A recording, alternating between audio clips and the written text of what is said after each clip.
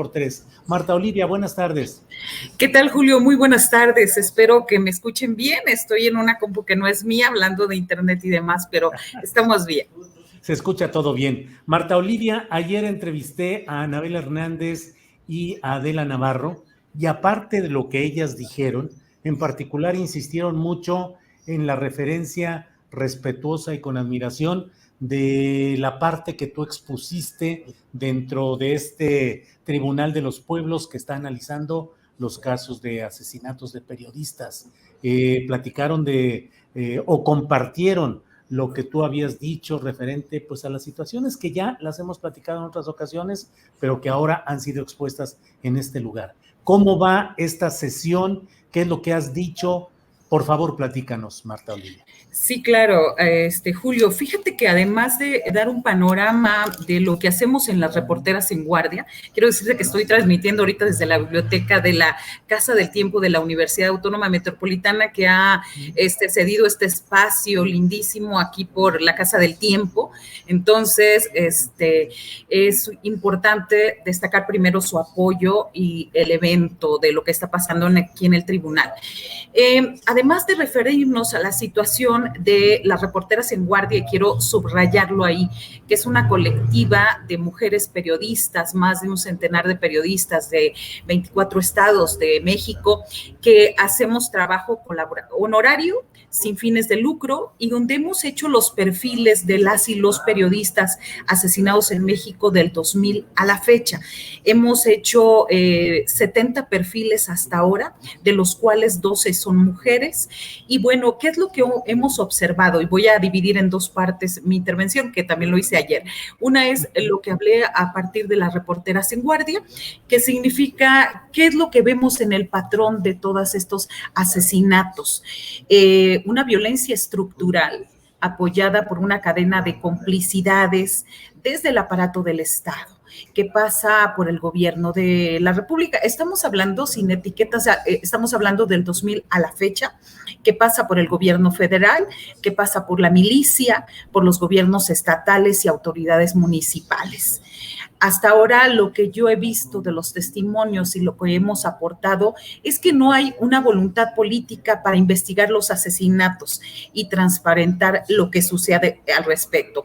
Y un aspecto importante que detallé yo es la precariedad laboral, que significa, pues así, sin más ni más, sueldos de 6 a 8 mil pesos mensuales en promedio, y donde los dueños de los medios, que son principalmente los responsables, se han quedado al margen de toda esta situación. Parece que como si no les tocara esta situación de violencia que vivimos en México, las y los periodistas, y apoyado ¿por qué? Por los gobiernos, que tampoco exigen, y hay que decirlo, una falta de apoyo de la sociedad y también de unidad en el gremio. Así que esto es parte, primero, lo que hablamos respecto a la colectiva, este esfuerzo y sobre todo esta mirada de esperanza.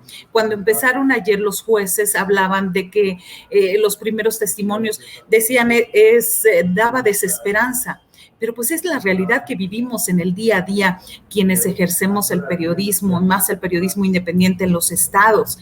Sin embargo, me parece esa parte que Reporteras en Guardia recupera la esperanza, recupera el seguir haciendo. Y una de las situaciones que yo dije es que espero siempre estar hablando en diferentes foros. Y si no puedo estar, ahí van a estar las Reporteras en Guardia para que no se les olvide mi nombre, mi historia, que hay que decirlo también, Julio, no es un santoral. Ahí hablamos de claroscuros de las y los periodistas, y sobre todo es nuestra forma de exigir justicia y evitar la impunidad, o que ya no haya impunidad en estos casos, si tomamos en cuenta que el 96% del caso de los periodistas no hay sentencia, no hay investigaciones, y bueno, hay carencias al respecto. Y bueno, ahora sí te toca preguntarme de qué pasa en Tamaulipas ahora respecto a esto, Julio. Adelante, claro, Marta Olivia. Nada más antes de pasar a ese tema, dime, hoy terminan las sesiones de este tribunal, ¿qué es lo que sigue? ¿Qué va? ¿A qué resultados se espera que pueda tener?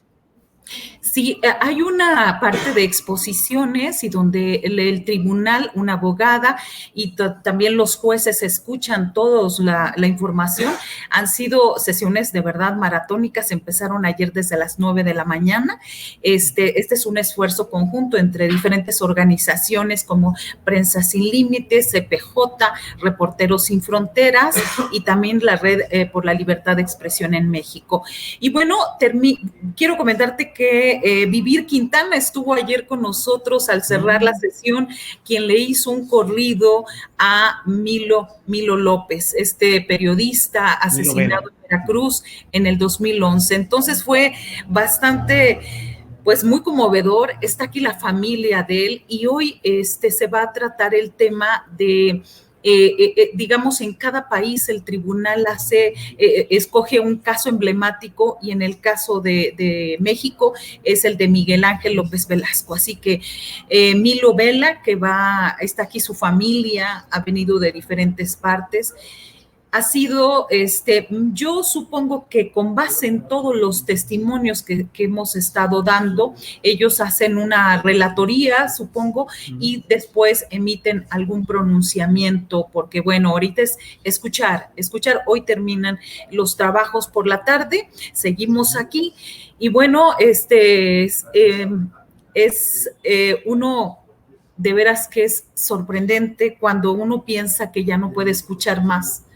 Es terrible escuchar a la compañera Norma Trujillo, que documentó el asesinato de la colega Regina Martínez, que mañana, por cierto, se cumplen 10 años de su asesinato. Escucharla narrar cómo las autoridades la han criminalizado, cómo le han abierto expedientes como si fuera ella testiga de un crimen, y cómo los grupos del crimen organizado hacen exactamente esto con la omisión y obviamente con toda esta cadena de complicidades.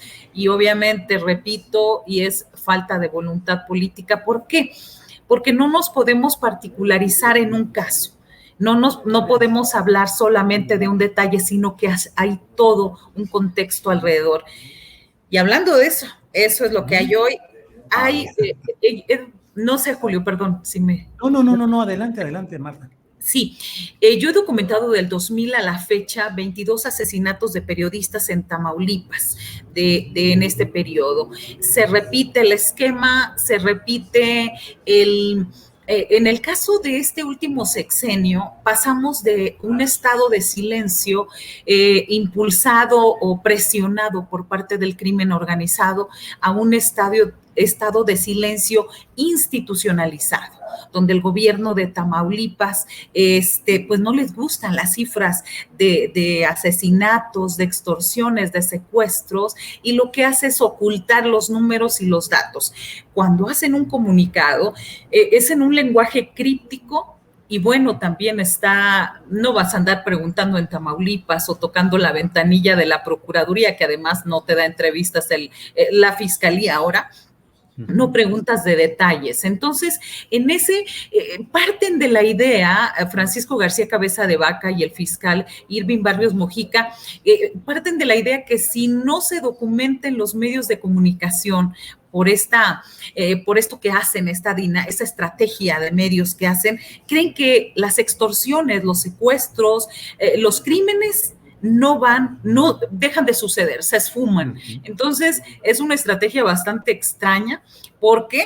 Porque recordemos que también, como lo hizo Arnoldo Cuellar con el laboratorio de periodismo que tienen allá en Guanajuato y que documentó de qué forma actúan los gobiernos, sobre todo los panistas, que se reúnen y casi lo contaba Arnoldo en alguna entrevista que le hicimos, decía, oye, ¿qué delito te llegó? No, pues es una extorsión. ¿Cómo andas de lesiones? Anótalo en lesiones. Me parece que es la misma estrategia que ha hecho Tamaulipas con Francisco García Cabeza de Vaca, porque de pronto la percepción ciudadana no corresponde en absoluto con la realidad de sus cifras. Ellos maquillan estas cifras y las mandan al Secretariado Ejecutivo de Seguridad Pública. Y entonces, ¿qué regresa? Pues unas cifras bien extrañas de Tamaulipas, donde don Francisco N. dice que que están bien reconocidos, que todo está tranquilo, que Tamaulipas es seguro y que no pasa nada.